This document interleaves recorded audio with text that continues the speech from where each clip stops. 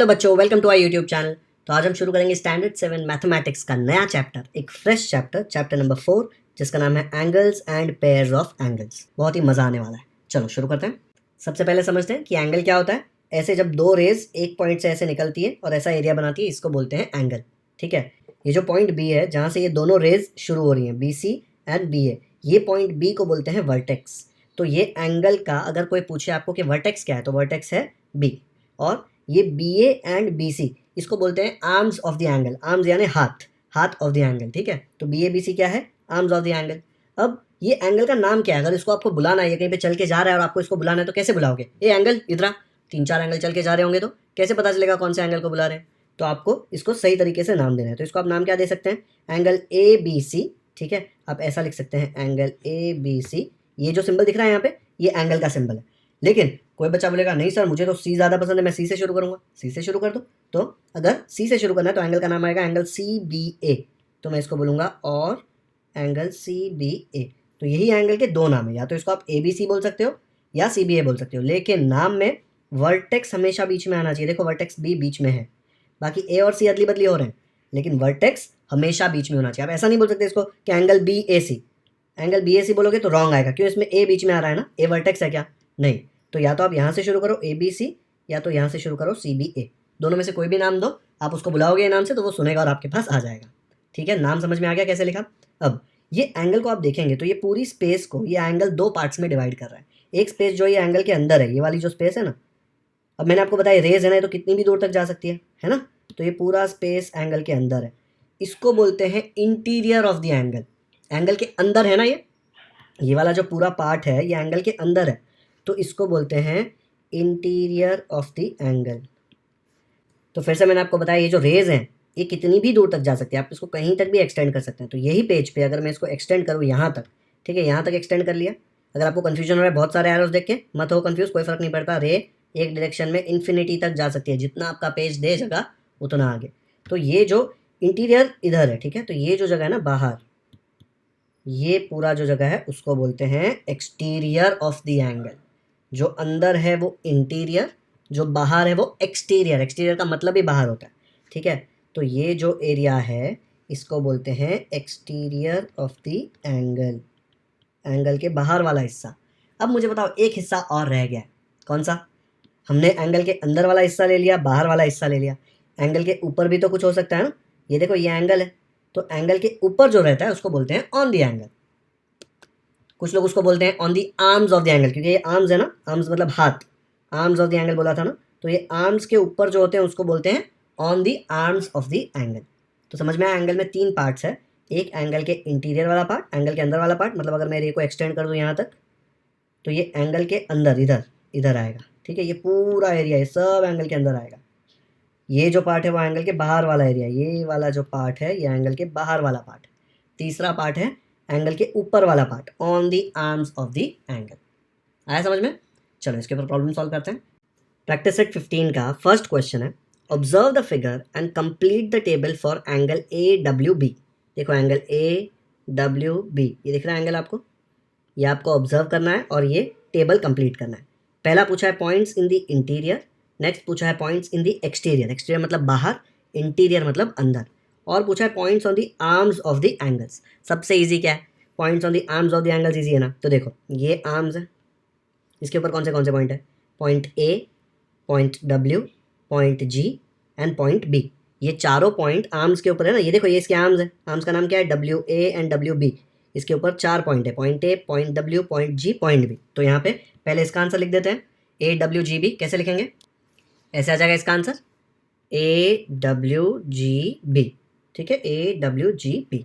ये 4 points arms of the angle के ऊपर है। नेक्स्ट हम लोग करते हैं इंटीरियर। इंटीरियर माने ये जो भी एंगल है इसके अंदर, अंदर मतलब ये वाला भाग। ठीक है, तो ये वाले पार्ट में क्या क्या आ रहा है? देखो R N C and X, ये चारों पॉइंट इंटीरियर में आ रहे हैं।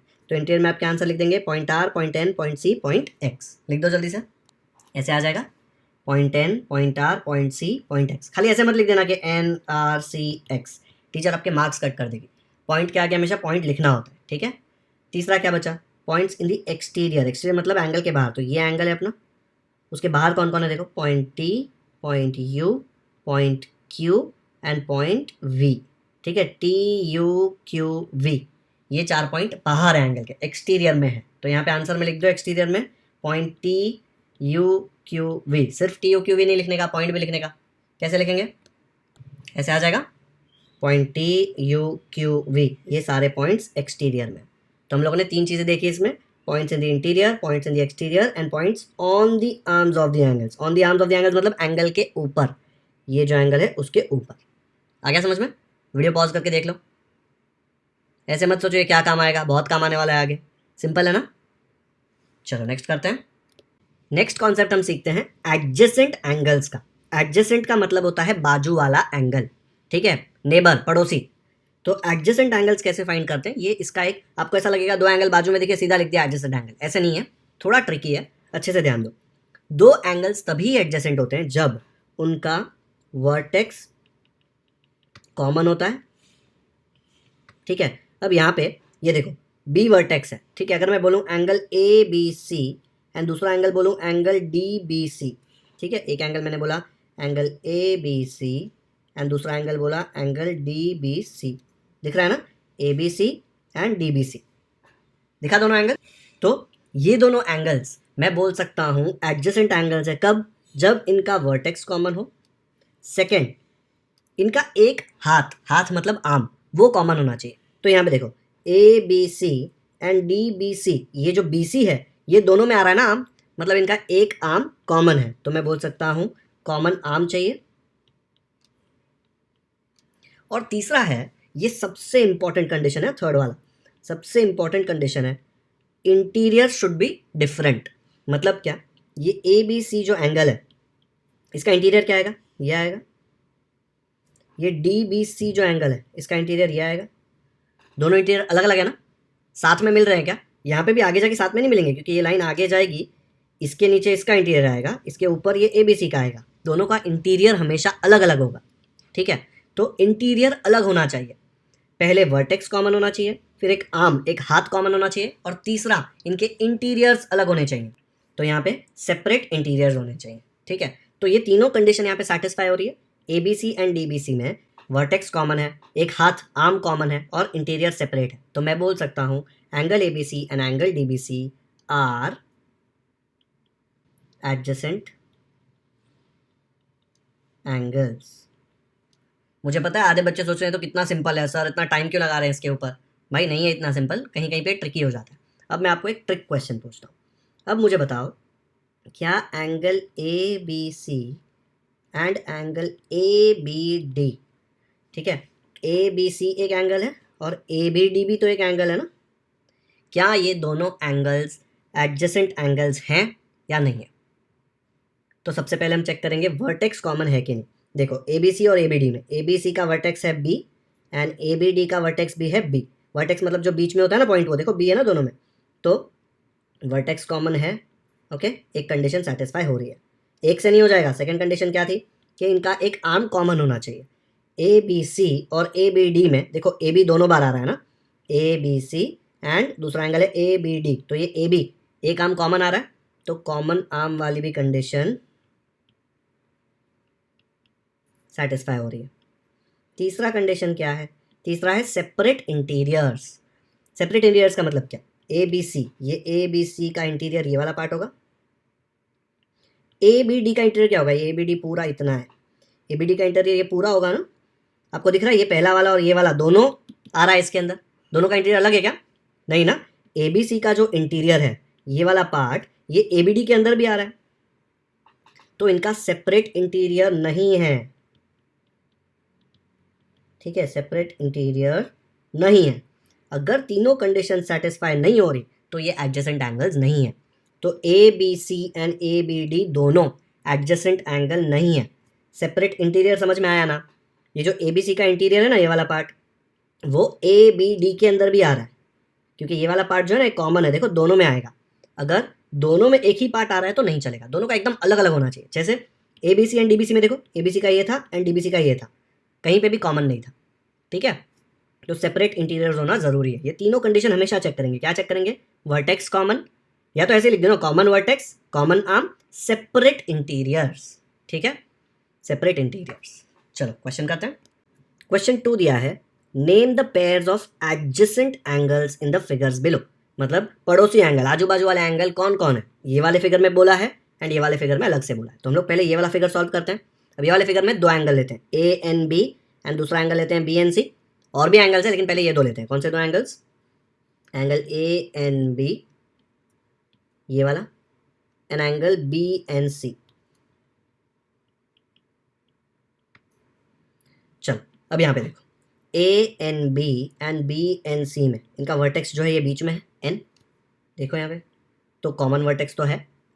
सेकंड, ये बी एन जो है, बी एन आर्म, ये ए एन बी में भी आ रहा है एंड बी एन सी में भी आ रहा है, दोनों में आ रहा है ना बी एन वाला पार्ट। ये बी एन वाला पार्ट इसमें भी आ रहा है और इसमें भी आ रहा है, तो कॉमन आर्म भी है, कॉमन वर्टेक्स तो था ही। सेपरेट इंटीरियर्स देखो, ए एन बी ये वाला एंगल है, इसका इंटीरियर ये वाला पार्ट आएगा। बी एन सी ये वाला एंगल है, इसका इंटीरियर ये वाला पार्ट आएगा। दोनों के इंटीरियर अलग अलग है ना, सेपरेट इंटीरियर्स भी है, तो तीनों कंडीशन सेटिस्फाई हो रही है। मतलब मेरा पहला आंसर क्या हो गया कि ये तो एडजेसेंट एंगल्स हैं। ठीक है, जैसे मैंने ए एन बी के साथ बी एन सी लिया ना, वैसे ही ए एन बी के साथ मैं ए एन सी भी ले सकता हूँ। ये भी एक एंगल है ना, पहले मैंने ये एंगल लिया एंड बी एन सी ये वाला एंगल लिया। अब मैं क्या करूँ, ए एन सी ये वाला एंगल ले रहा हूँ, ए एन बी और ए एन सी। ठीक है,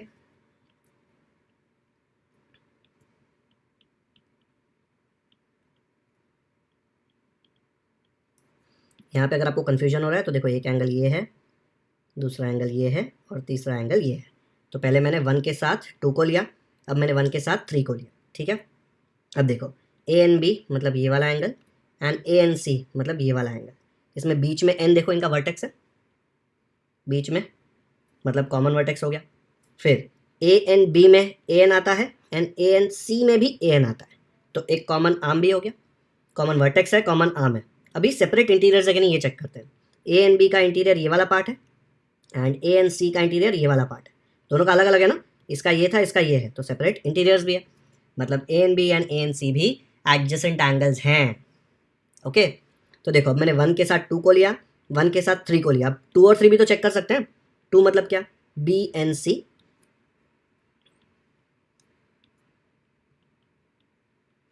and A N C, angle 2 and angle 3। अब B N C and A N C में चेक करो, बी एन सी ये वाला एंगल है, ए एन सी ये वाला एंगल है, दोनों का वर्टेक्स एन है, देखो दिख रहा है ना। फिर कॉमन वर्टेक्स हो गया। फिर ए एन सी का इंटीरियर ये वाला पार्ट है एंड बी एन सी का इंटीरियर ये वाला पार्ट है, दोनों सेपरेट है, तो सेपरेट इंटीरियर्स भी है। अरे सेपरेट वाला पहले चेक कर दिया। कॉमन आर्म देखो, ए एन सी ऐसा है, बी एन सी ऐसा है, दोनों में एन सी आ रहा है, देखो तो एक आर्म कॉमन है ना, दिख रहा है कॉमन आर्म, तो इनका कॉमन आर्म भी है, कॉमन वर्टेक्स भी है। सेपरेट इंटीरियर तो मैंने आपको पहले ही बता दिया, ए एन सी का इंटीरियर ये वाला है, बी एन सी का इंटीरियर ये वाला है, तो तीनों कंडीशन सेटिस्फाई हो रही है, तो ये भी दोनों एडजेसेंट एंगल्स है। तो मैं ये 3 लिख दूंगा और लिखूंगा यहाँ पे are adjacent angles. Video pause करके देख लो एक बार, ये यहाँ पे लिखने की जरूरत नहीं है, मैंने आपके रेफरेंस के लिए लिखा है। पहली बार सॉल्व कर रहे हो ना, क्या क्या चेक करने का, कॉमन वर्टेक्स है कि नहीं, कॉमन आर्म है कि नहीं, सेपरेट इंटीरियर है कि नहीं। अगर तीनों कंडीशन सेटिस्फाई हो रही है तो एडजेसेंट एंगल है, वरना नहीं है। अब यहाँ पे आपको 3 एंगल दिखे ना, देखो 1 एंगल, फिर ये सेकंड एंगल, फिर ये थर्ड एंगल। तो हम लोग ने 2-2 का जोड़ी लिया, पहले 1 के साथ 2 लिया, फिर 1 के साथ 3 लिया, फिर 2 के साथ 3 लिया, 3 जोड़ी चेक किया, तीनों एडजेसेंट एंगल्स। और कोई जोड़ी आप चेक नहीं कर सकते हैं यहाँ पे। 2 के साथ 1 लोगे मतलब 1 के साथ 2 ही हो गया ना वो, तो ये एडजेसेंट एंगल्स हैं यहाँ पे। वीडियो पॉज करके एक बार देख लो अच्छे से। चलो अभी नेक्स्ट वाला क्वेश्चन करते हैं, ये मस्त क्वेश्चन है। सेकेंड क्वेश्चन में देखो, यहाँ पे एक एंगल दिया है 1, ये एक एंगल दिया है 2 और ये तीसरा एंगल है। ठीक है, पहले मैं 1 और 2 चेक करता हूँ। 1 मतलब कौन सा एंगल है, पी क्यू आर, एंड 2 मतलब कौन सा है, पी क्यू टी। अब इसमें चेक करो, P Q T and P Q R में ये क्यू जो है बीच में ये कॉमन है, तो कॉमन वर्टेक्स हो गया। दोनों में पी क्यू आर है, कॉमन आर्म हो गया। समझ में आया ना, P Q R P Q T, ये पी क्यू दोनों में आ रहा है तो कॉमन आर्म भी हो गया। एंड पी क्यू आर का इंटीरियर क्या है, ये वाला पार्ट, पी क्यू टी का इंटीरियर क्या है, ये वाला पार्ट। सिर्फ 1 और 2 को देखो और कुछ मत देखो, तो पी क्यू टी का ये दोनों अलग अलग है ना, तो सेपरेट इंटीरियर्स भी है, तो मैं बोल सकता हूँ ये एडजेसेंट एंगल है। ठीक है, क्योंकि तीनों कंडीशन सेटिस्फाई हो रही है। नेक्स्ट, आप 1 के साथ 3 को जब लेंगे तो 1 में देखो है एंगल पी क्यू आर और 3 में क्या है, एंगल आर टी एस। ये लिखना मत, क्योंकि हमको दिख के ही पता चल रहा है कि ये नहीं है। Angle P Q R and angle R T S, ठीक है, P Q R and R T S. P Q R का वर्टेक्स क्या है? क्यू। आर टी एस का वर्टेक्स क्या है? टी। कॉमन वर्टेक्स ही नहीं है ना। अगर कॉमन वर्टेक्स ही नहीं है तो आगे चेक करने का क्या ज़रूरत है? कोई फ़ायदा ही नहीं है चेक करके। मतलब ये दोनों एडजेसेंट एंगल हो ही नहीं सकते क्योंकि इनका वर्टेक्स कॉमन नहीं है। 2 और 3 चेक करो। आपने 1 एंड 2 चेक किया, 1 एंड 3 चेक किया, अब 2 एंड 3 चेक करो। P Q T and R T S, ठीक है, ये P Q T and R T S. P Q T का वर्टेक्स है क्यू, बीच वाला point, and R T S का बीच वाला पॉइंट है टी। इसका क्यू है, इसका टी है। वर्टेक्स कॉमन है क्या? वर्टेक्स कॉमन नहीं है। अगर वर्टेक्स कॉमन नहीं है तो ये एडजेसेंट एंगल नहीं है, तो ये भी एडजेसेंट एंगल नहीं है।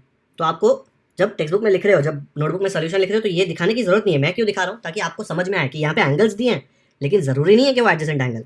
तो ये 2 एंड 3 जो है ना, ये आपके चेक करने के लिए लिखा है मैंने यहाँ पे। ये जो दो है ना, ये वाले जो दो, ये दोनों एडजेसेंट है, तो मैं यहाँ पे लिख दूंगा आर एडजेसेंट एंगल्स। ये वाले जो है ये लिखना ही नहीं है, लेकिन अगर लिखा तो भी देखो इसके आगे क्रॉस डाला है, these are not adjacent angle. लिखने की जरूरत नहीं है एग्जाम में। अभी वीडियो पॉज करके स्क्रीनशॉट करके ले लो, बाद में तो मैं ये इरेज कर दूंगा ये वाला पार्ट। ओके, तो ये सेकंड क्वेश्चन भी हो गया इसका। आया समझ में? इसमें सेकंड में 2 क्वेश्चन थे, एक ये था और एक ये था, दोनों हमने सॉल्व कर दिया। एडजेसेंट एंगल्स चेक करने के लिए क्या चेक करना होता है, एक बार फिर से रिवाइज करते हैं। कॉमन वर्टेक्स होना चाहिए, कॉमन आर्म, एक हाथ कॉमन होना चाहिए और सेपरेट इंटीरियर होना चाहिए। ये 3 में से एक भी अगर नहीं हो रहा ना, खाली कॉमन वर्टेक्स नहीं हुआ तो ये चेक करने की जरूरत ही नहीं है। कॉमन आर्म नहीं हुआ तो ये सब चेक करने की जरूरत ही नहीं है, ठीक है। एक चेक किया और वो नहीं है तो वो एडजेसेंट एंगल हो ही नहीं सकते। और ये हमेशा पेयर्स में होते हैं, जोड़ी, 2-2 की जोड़ी होगी, ठीक है। एक अकेला एंगल एडजेसेंट एंगल नहीं होता, पड़ोसी के लिए कोई साथ में बाजू में चाहिए ना। डन है। नेक्स्ट करते हैं। थर्ड क्वेश्चन में दिया है, are the following pairs adjacent angles. Pairs मतलब नीचे जोड़ी दिया है। If not state the reason. आपको रीजन देना है। अगर ये पेयर्स नहीं है, एडजेसेंट पेयर्स नहीं है, तो आपको रीजन देना है। पहला पेयर क्या दिया है? पहला जोड़ी, पेयर मतलब जोड़ी, P M Q and R M Q. P M Q देखो, P M Q and R M Q. सबसे पहले क्या चेक करेंगे कि इनका वर्टेक्स कॉमन है कि नहीं। देखो यहाँ पे एम वर्टेक्स कॉमन है ना, पी एम क्यू का वर्टेक्स है M and R M Q का भी वर्टेक्स है एम। देखो दोनों में बीच में आ रहा है, तो वर्टेक्स तो कॉमन है। नेक्स्ट क्या चेक करेंगे, इनका एक हाथ कॉमन है कि नहीं, कॉमन आर्म। ये देखो जो एम क्यू है ये ग्रीन कलर के एंगल में भी आ रहा है और ये वायलेट कलर या पर्पल कलर जो भी है, मुझे कलर्स अच्छे से नहीं आते, उसमें भी आ रहा है ना। तो ये एम क्यू ये कॉमन आर्म है, तो कॉमन वर्टेक्स भी है, कॉमन आर्म भी है। तीसरी कंडीशन सबसे इंपॉर्टेंट क्या थी? Separate interiors. P M Q ये वाला जो एंगल है इसके इंटीरियर्स ये वाले हैं और आर एम क्यू इसके इंटीरियर्स ये वाले हैं। ये वाला पार्ट जो एस वाला पार्ट है वो देखो मत, वो भी है ही नहीं, ऐसा सोचो एग्जिस्ट ही नहीं करता। आपको सिर्फ ये ग्रीन कलर का एंगल और ये वायलेट कलर का एंगल, बस ये 2 ही चीज़ दिखनी चाहिए। ओके, तो पी एम क्यू का मैंने आपको बताया ये है इंटीरियर और आर एम क्यू का इंटीरियर ये वाला है। दोनों एकदम अलग अलग है ना, इसका इधर आ रहा है, इसका इधर आ रहा है, एकदम सेपरेट इंटीरियर है। तो इनका कॉमन वर्टेक्स भी था, कॉमन आर्म भी था और इंटीरियर भी सेपरेट है। तो मैं सीधा लिख सकता हूँ कि these are adjacent angles. Okay, लिख सकता हूँ ना ऐसे। अगर आपको टेबल फॉर्म में देखना है तो देखो ऐसा आएगा। ये क्वेश्चन मैंने यहाँ पे टेबल फॉर्म में लिख दिया, पेयर ऑफ एंगल्स लिख दिया, जो क्वेश्चन दिया था P M Q and R M Q. Second question था R M Q and S M R. तीसरा क्वेश्चन था R M S and R M T. चौथा था ये वाला। कौन सी कंडीशन चेक करते हैं? कॉमन वर्टेक्स है कि नहीं, कॉमन आर्म है कि नहीं, सेपरेट इंटीरियर्स है कि नहीं। ये तीनों जगह राइट आया तो एडजेसेंट एंगल है, ठीक है। तो हमने P M Q and R M Q अभी चेक किया ना, P M Q and R M Q. इसमें इनका क्या था? कॉमन वर्टेक्स भी था, कॉमन आर्म भी था, सेपरेट इंटीरियर्स भी था, तो ये एडजेसेंट एंगल्स थे, ठीक है। आपको चाहिए तो ऐसे भी भर सकते हो। अगर ये डिफिकल्ट लग रहा है तो एक एक करके सॉल्व करो, उसमें भी कोई प्रॉब्लम नहीं है। ओके, चलो एक एक करके करते हैं। तो यहाँ पे ये P M Q and R M Q मैंने आपको बता दिया आर एडजेसेंट एंगल्स। नेक्स्ट वाला चेक करते हैं, R M Q and S M R कैसे आएगा। तो यहाँ पे देखो ये R M Q and S M R पूछ रहा है, R M Q and S M R. तो बच्चों इसमें देखो वर्टेक्स तो कॉमन है एम, एक आर्म भी कॉमन है क्योंकि एस एम आर में भी एम आर आ रहा है और आर एम क्यू में भी एम आर आ रहा है, तो वो भी है। लेकिन ये जो पूरा आर एम क्यू है इसके इंटीरियर्स क्या है? ये पूरे हैं। एंड एस एम आर का इंटीरियर क्या है? ये वाला है। आपने देखा था ये वाला पार्ट जो है वो आर एम क्यू के भी अंदर आ रहा है ना, ये वाला एंगल के भी अंदर आ रहा है। मैं चेक कर रहा हूँ एस एम आर का इंटीरियर जो ये है, लेकिन आर एम क्यू ये जो एंगल है उसके अंदर भी ये वाला पार्ट आएगा, तो इसका इंटीरियर जो है वो सेपरेट नहीं है। तो हम लोग क्या लिखेंगे यहाँ पे? They are not adjacent angles because they don't have separate interiors. अलग अलग नहीं है। आप देखेंगे तो ये वाला एंगल इसके अंदर आ रहा है ना, आर एम क्यू के अंदर आ रहा है, तो इंटीरियर भी उसका अंदर ही आएगा। ओके, पक्का समझ में आया? चलो मैं एक हाईलाइट करके ट्राई करता हूँ बताने को। अब यहाँ देखो, ये जो हाईलाइटेड पार्ट है ना, ये आर एम क्यू का इंटीरियर है, आर एम क्यू। अब एस एम आर का इंटीरियर कहाँ आएगा? देखो एस एम आर का इंटीरियर यही वाला आएगा ना, तो ये जो पार्ट है ये दोनों में आएगा, आर एम क्यू में भी आएगा और एस एम आर में भी आएगा। नहीं चलेगा ना, सेपरेट होना चाहिए। ठीक है, अगर आपको चाहिए तो अलग कलर से चेक कर लो। ये जो पार्ट है एस एम आर वाला, वो इसमें भी तो है, आर एम क्यू के अंदर भी आ रहा है ना, ये वाला पार्ट सेपरेट नहीं है। इसलिए मैं बोल सकता हूँ they are not adjacent angles because they don't have separate interiors. ऐसा लिख दिया, are not adjacent angle, not है नहीं है adjacent angle, they are not adjacent angle. Why? Because they don't have separate interiors. यहाँ पे रीजन लिखने बोला, if not state the reason. तो आप रीजन नहीं लिखोगे तो आपको मार्क्स नहीं मिलेंगे। समझ में आ गया? अभी थर्ड वाला करते हैं, R M S and R M T. तो यहाँ पे मैंने R M S and R M T, देखो आर एम एस मैंने ग्रीन कलर का शेड किया है, आर एम टी मैंने ये वायलेट कलर का शेड किया हुआ है। आपको चेक करना है कि ये एडजेसेंट एंगल है कि नहीं। देखो तीसरा वाला, R M S and R M T. Common vertex, यहाँ देखो आर एम एस का वर्टेक्स है M and R M T का वर्टेक्स है एम, तो कॉमन वर्टेक्स तो है। आर एम एस में भी आर एम आ रहा है और आर एम टी में भी आर एम आ रहा है, कॉमन आर्म भी है। बहुत ही सिंपल है, दो कंडीशन सेटिस्फाई हो रही है। लेकिन आपको क्लियरली फिगर में दिख रहा है कि इनका जो इंटीरियर है वो अलग नहीं है, क्योंकि ये जो एंगल है ना ग्रीन वाला, ये पर्पल वाले एंगल के अंदर ही है। देखो जो पर्पल वाला एंगल है उसका इंटीरियर क्या आएगा? उसका इंटीरियर ये पूरा आएगा ना, सिर्फ ये देखो पर्पल, बाकी ये सारा चीज़ इग्नोर करो, देखो ही मत, कंफ्यूज होना ही नहीं है। सिर्फ आर एम टी और आर एम एस देखो, ठीक है? तो आर एम टी का इंटीरियर ये वाला पूरा पार्ट आएगा एंड आर एम एस का इंटीरियर ये वाला आएगा। ये वाला पार्ट तो आर एम टी के भी अंदर है ना, तो दोनों का इंटीरियर सेपरेट नहीं है। तो यहाँ पे भी मैं लिख सकता हूँ they are not adjacent angles because they don't have separate interiors. आया समझ में? देखो यहाँ पे ये जो आर एम टी है इसका इंटीरियर ये वाला पार्ट है जो मैंने शेड किया हुआ है, और आर एम एस का इंटीरियर क्या आएगा? देखो आर एम एस का इंटीरियर जो भी आएगा यही आएगा ना, इसके अंदर वाला पार्ट। ये तो ऑलरेडी आर एम टी के अंदर है, तो सेम यही वाला पार्ट आएगा जो ऑलरेडी था। तो इनका सेपरेट नहीं है, अलग अलग नहीं है। थोड़ा सा पार्ट जो है वो दोनों में आता है, ये वाला पार्ट इसमें भी आ रहा है एंड इसमें भी आ रहा है। तो सेपरेट इंटीरियर नहीं है, मतलब ये एडजेसेंट एंगल नहीं है। तो कैसे लिख देंगे? ऐसे आ जाएगा, R M S and R M T are not adjacent angles because they don't have separate interiors. इनके इंटीरियर्स कहीं पे मैच हो रहे हैं, कॉमन है। ओके, अभी मैंने आपको 3 क्वेश्चंस कराए, वीडियो पॉज करो और 4th क्वेश्चन आप खुद से सॉल्व करो।